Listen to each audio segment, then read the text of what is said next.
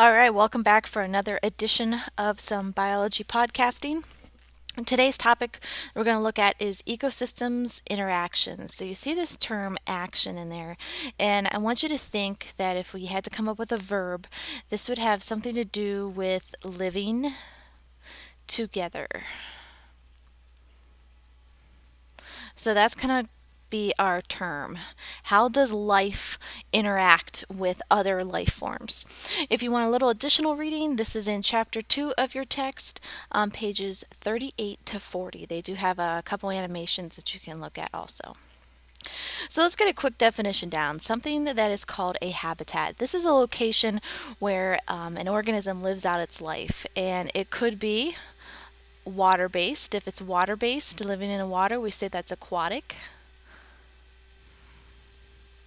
Or it could be land-based. And sometimes you have a combination of the two. And I like to think that Northeast Ohio is kind of unique with that, having the influence of such a large body of water with Lake Erie. We have a lot of species that live here on both land and water.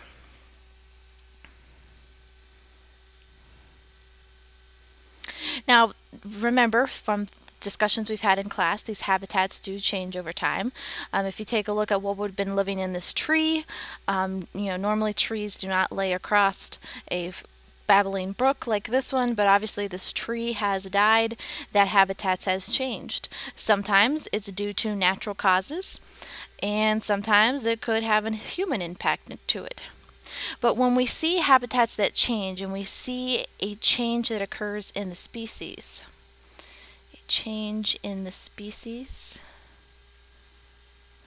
that live there, we call this a term called succession. And you'll see that that'll be an upcoming podcast here very soon. Okay, last term for you to look at and interact with, something that is called a niche. And I've got a couple words highlighted here. Here's that interactions again. Remember when we said interactions, what I want you to think about is living together.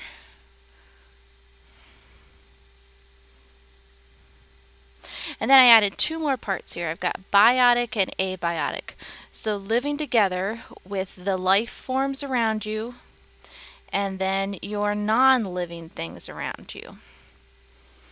Oh, and how does that all mesh together? And that's what we call a niche. Now, this definition I think can be quite confusing.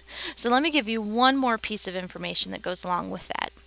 We think, or it is thought, it's said when ecologists study some of the interactions between organisms, that two species could not exist for a long period of time if they're in the same community, if their niches are exactly the same. So if they interact, if they live together with the same life forms around them and the same non-living things, it is thought that they could not live together. So, still, this is kind of confusing. Well, let me sum it up for you in one phrase that I think brings this all together. So if you wanted to get this definition of a niche down, this would be the one that you'd want to have in your notes. A niche is all strategies. Okay, let's focus on this term strategy here. And I've clarified that down here a little bit, what I mean by strategy. It's how it gets its food, where it builds its nests, how it reproduces in its environment. It's all those things that make it uniquely living. And the adaptations that it has, so what makes it unique. And remember, some ideas like adaptations could be sharp teeth, fur is always a good one. So it's all these strategies, all the adaptations that an organism uses in its environment. And that is what you call its niche. So for example, let's look at a fish, maybe something like the gold, colored fish that I have in my classroom, versus Toby, our rabbit. Now, they are living in the same environment. I think you would agree with that in our classroom. But their strategies, their adaptations that they have are very different. They are living in the same community, but they both have different niches. For example, Toby has his nice little cage, where food and little treats get dropped off. The fish, they have their tank where they have all the clean water, all the food that they can think of. These two do not compete for their same resources because they have different strategies and different adaptations in their environments that they live in. They have different niches. So with that being said, there are some times when living things do live together and they do get along and they don't compete.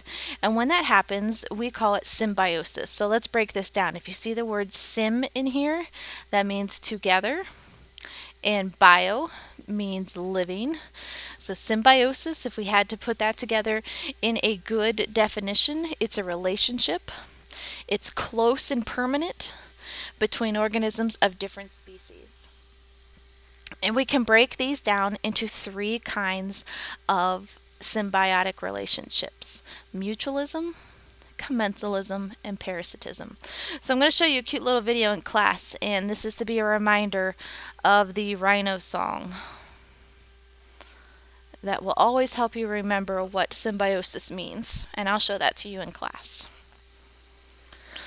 So the first one is something that's called mutualism. Both species get a benefit, and a lot of times with these symbiotic relationships we use symbols.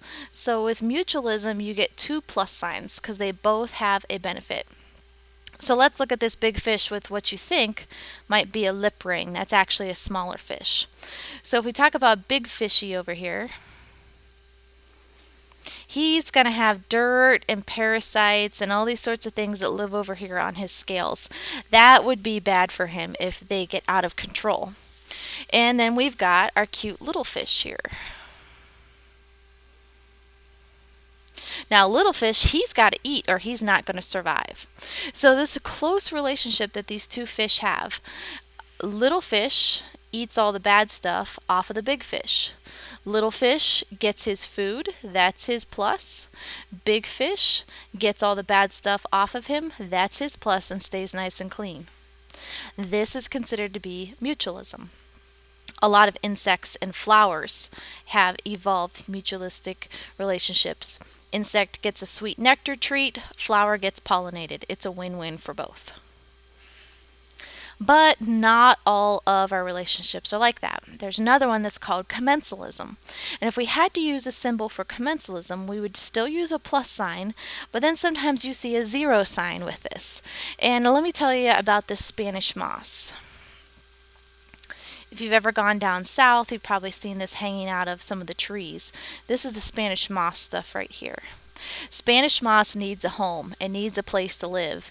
And it likes to live in these little spots of the trees up here, kind of where what you might call the tree's armpit. Because what happens is water collects in there, and Spanish moss needs that water to survive. It needs a location. Here's the thing with the tree. The tree doesn't get any benefit out of the deal, but at the same time it's not harmed either. So it is a win-win for the Spanish moss. It's got a place to live. The tree, however, that it's living in, not getting a whole lot. Finding Nemo and a sea anemone are a lot like that too. The clownfish can survive in between these little stinging tentacles of a sea anemone. So he gets very, very good protection out of the deal. Sea anemone doesn't get hurt, but he doesn't get harmed either. So he doesn't get a benefit.